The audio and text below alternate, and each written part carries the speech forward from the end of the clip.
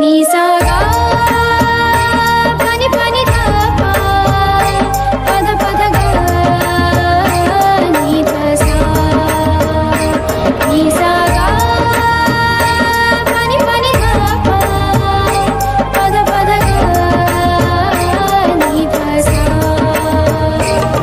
ही गाथा अस्तित्वाची शौर्याची पराक्रमाची ही गाथा अस्तित्वाची शौर्याची पराक्रमाची या मातीमधल्या कणाकणातील मौल्यवान रत्नांची या मातीमधल्या कणाकणातील मौल्यवान रत्नांची कर्तृत्व इथे गगनाला भिडे परिमोल जाणून ठेवू व्यक्तिविशेष नमस्कार. Radio MPSC Guru spreading the knowledge powered by Spectrum अकॅडमीमध्ये मी तेजल तुमच्या सगळ्यांचं व्यक्तिविशेष या सत्रात सहर्ष स्वागत करते. आज व्यक्तिविशेष या सत्रात आपण जाणून घेतोय बेडेन पॉवेल यांच्याविषयीची माहिती. जगभर पसरलेल्या बालवीर अर्थात स्काउट व गाईड या संघटनेचे जनक म्हणून बेडन पॉवेल यांना ओळखले जाते. त्यांचे संपूर्ण नाव रॉबर्ट स्टीफन्सन स्मिथ बेडन पॉवेल हे होते. त्यांचा जन्म लंडन येथे 22 फेब्रुवारी 1857 रोजी झाला. त्यांचे वडील ऑक्सफर्ड विद्यापीठात प्राध्यापक होते. त्यांची आई इंग्लंडचे दर्यासारंग W.T. स्मिथ यांची मुलगी होती. बेडन पॉवेल 3 वर्षांचे असताना त्यांच्या वडिलांचा मृत्यू झाला. त्यानंतर आईनेच त्यांचा सांभाळ केला. लंडनमधील चार्टर हाऊस या शाळेत शिष्यवृत्ती मिळवून त्यांनी शिक्षण घेतले. त्यांना 1876 मध्ये लष्करात 13व्या हुस्सार पलटणीत कमिशन मिळाले. त्यानंतर त्यांनी भारत, अफगाणिस्तान, दक्षिण आफ्रिका अशा विविध ठिकाणी कामगिरी बजावली. त्यापैकी दक्षिण आफ्रिकेतील बोअर युद्धात अर्थात 1899 ते 1902 या सालात मॅफिकिंग या शहराची शत्रूच्या वेढ्यापासून केलेली मुक्तता ही बेडेन पॉवेल यांची उल्लेखनीय कामगिरी होय. त्यानंतर त्यांना मेजर जनरल म्हणून बढती मिळाली. दक्षिण आफ्रिकेतील पोलीस दलाला त्यांनी व्यवस्थित स्वरूप दिले व या दलाचे इन्स्पेक्टर जनरल म्हणून 1903 पर्यंत त्यांनी कामही केले. 1907 मध्ये ते लेफ्टनंट जनरल झाले.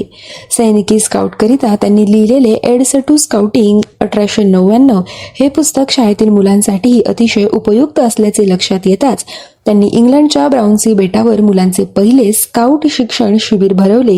हे साल होते 1907.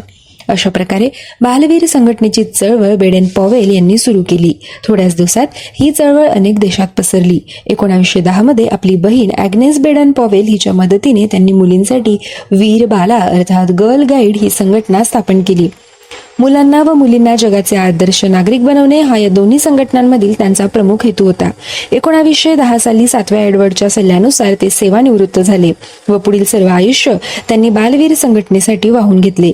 1912 मध्ये ओलेव्ह सोम्स यांच्याशी त्यांचा विवाह झाला. तेव्हापासून वीर बाला संघटनेची सर्व जबाबदारी त्यांच्या पत्नीने अर्थात लेडी बेडन पॉवेल यांनी स्वीकारली. 1912 ते 1913 पर्यंत बालवीर व वीरबाला या संघटनांची पथके बेल्जियम, हॉलंड, अमेरिका, भारत, चीन, रशिया, हवाई बेटे इत्यादी राष्ट्रांमध्ये सुरू झाली. जगभर पसरलेल्या या संघटनांची पाहणी करण्यासाठी बेडन पॉवेल व त्यांच्या पत्नी यांनी सर्व राष्ट्रांना वेळोवेळी भेटी दिल्या. भारतासह या दोघांनी 1921 व 1937 मध्ये भेट दिली. लंडन येथे 1920 मध्ये भरलेल्या पहिल्या आंतरराष्ट्रीय स्काउट मेळाव्याच्या अर्थात जांबोरीच्या वेळी जगाचे प्रमुख स्काउट चीफ स्काउट हा बहुमान त्यांना सर्वानुमते मिळाला. 1922 मध्ये बॅरोनेट व 1929 मध्ये first baron Baden Powell of Gilwell हे इंग्लंडमधील बालवीर शिक्षणाचे जागतिक केंद्र आहे असे होण्याचा मान बेडन पॉवेल यांना मिळाला.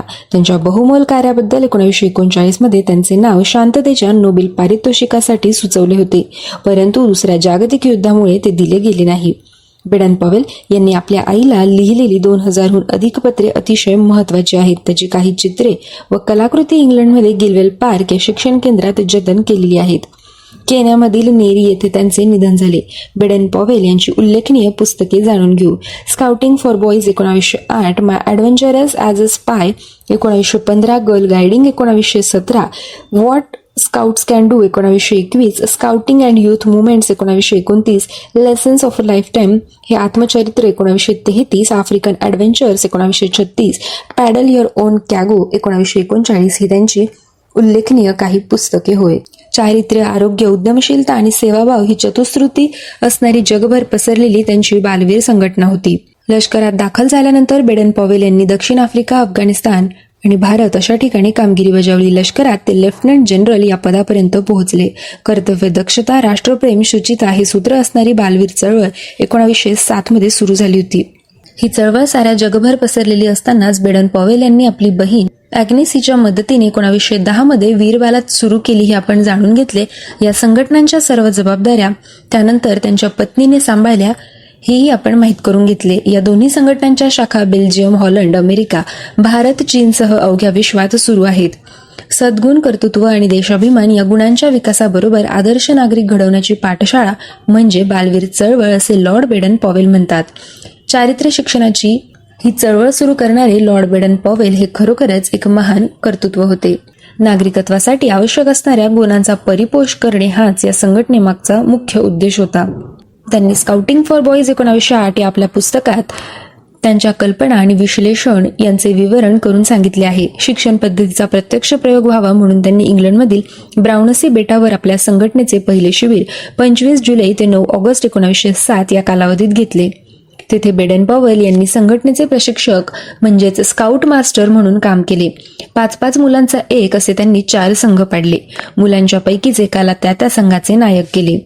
प्रत्येक संघाला वेगळा तंबू दिला. दिवसाचा आपापला कार्यक्रम संघांनी पार पाडावयाचा असे ठरले. स्वयंपाक, स्वच्छता, शिक्षण यांची जबाबदारी संघावर व संघनायकावर त्यांनी टाकली. संघनायकाला स्वतः प्रशिक्षक शिकवत व संघनायकाने मुलांना शिकवायचे. रात्री पहारा करायचा. तसेच आळीपाळीने संघांना आपले सामान घेऊन दूर जावयाचे व रात्रभर उघड्यावर राहून सकाळी परत यावयाचे.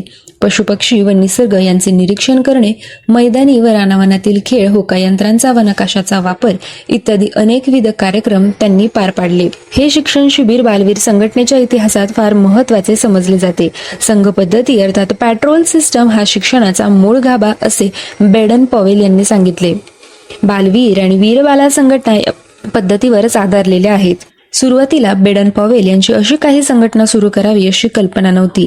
तथापि या शिक्षणाची उपयुक्तता लोकांना व पालकांना इतकी पटली की इंग्लंड बाहेर देखील कॅनडा, ऑस्ट्रेलिया, न्यूझीलंड या देशातील ब्रिटिश लोकांनी 1908 आणि 1909 या वर्षीच आपल्या मुलांना या पद्धतीचे शिक्षण देण्यास प्रारंभ केला.